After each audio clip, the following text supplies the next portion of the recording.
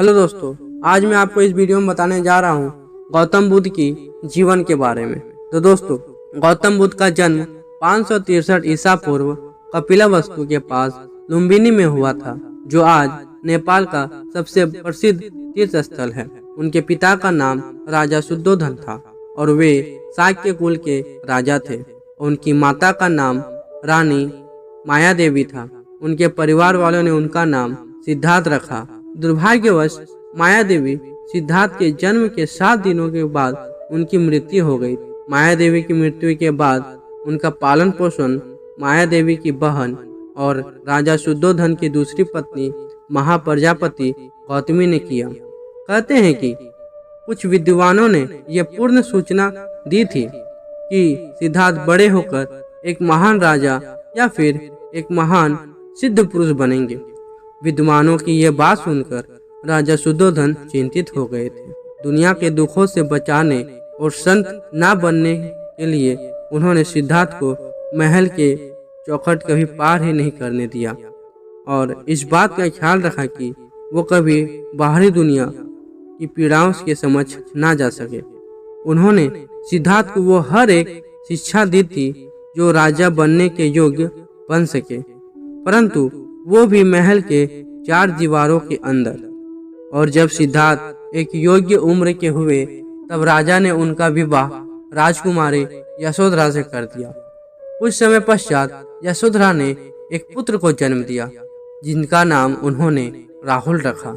राजा शुद्धोधन ने सिद्धार्थ को हर एक सुविधा उपलब्ध करके दी थी, जिससे उन्हें कोई कमी ना हो सके। परंतु चाहे जितनी भी सुविधा उपलब्ध हो, कोई कितने देर तक महल के अंदर 4 दीवारों में बंद रह सकता है।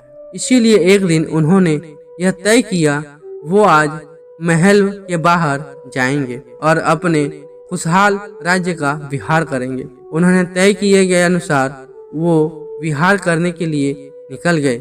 29 सालों में उन्होंने पहली बार महल के बाहर कदम रखा।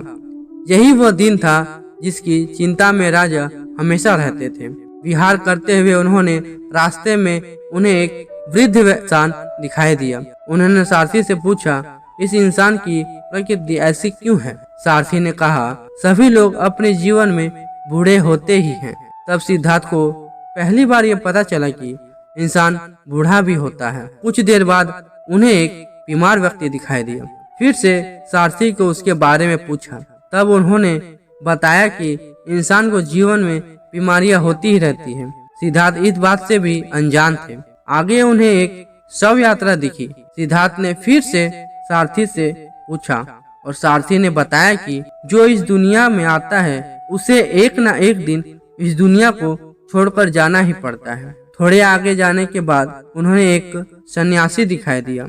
उन्होंने फिर सारथी से सन्यासी के बारे में पूछा। तब सारथी ने उससे कहा कि ये सन्यासी है। जब कोई इंसान अपने जीवन के सुख सुविधाओं को त्याग देता है तब वह सन्यासी बन जाता है। और फिर वही बात हुई जिसका राजा को डर था। सिद्धार्थ जीवन के दुखों से परिचित हो चुके थे। विहार के दौरान देखी गई बात उन्हें सोचने पर मजबूर कर दिया। वह यह सोचने लगे, जब इंसान को इस दुनिया में आकर दुख ही सहना है तो इस वैभव का क्या अर्थ है? उन्होंने अपने इस वैभवशाली जीवन को छोड़ जीवन के शाश्वत संत का मार्ग ढूंढने का निश्चय कर लिया और वह अपना सभी सुख सुविधाओं से भरा जीवन छोड़ जंगल में तपस्वी का जीवन जीने के लिए निकल गए। उन्होंने कई तपस्वियों का मार्गदर्शन लिया। तपस्वियों ने जो कहा सिद्धार्थ ने वह सब किया, परंतु जो जानना चाहते थे वह उन्हें नहीं मिल पा रहा। एक दिन वह एक पीपल के पेड़ के नीचे बैठ गए और दिन रात कड़ी तपस्या की, जिसका फल उन्हें वैशाख पूर्णिमा के दिन मिला। जब उन्हें उनके प्रश्नों के उत्तर मिल गए, संसार के ज्ञान का बोध होने के बाद सिद्धार्थ गौतम बुद्ध बने और जिस पीपल के पेड़ के नीचे उन्हें बोध मिला वह बोधि वृक्ष कहलाया गया। वह बोधि वृक्ष के नीचे 4 सप्ताह तक उन्होंने धर्म के स्वरूप का चिंतन किया और फिर बुद्ध धर्म का प्रचार करने के लिए निकल गए। उन्होंने लोगों को मध्यम मार्ग का उपदेश दिया और 4 आर्य सत्य, अष्टम मार्ग तथा अहिंसा का प्रचार किया। तो दोस्तों, ये थे गौतम बुद्ध के जीवन के बारे में। अगर आपको यह वीडियो अच्छा लगे तो लाइक, शेयर और इस चैनल को जरूर सब्सक्राइब करें। धन्यवाद दोस्तों।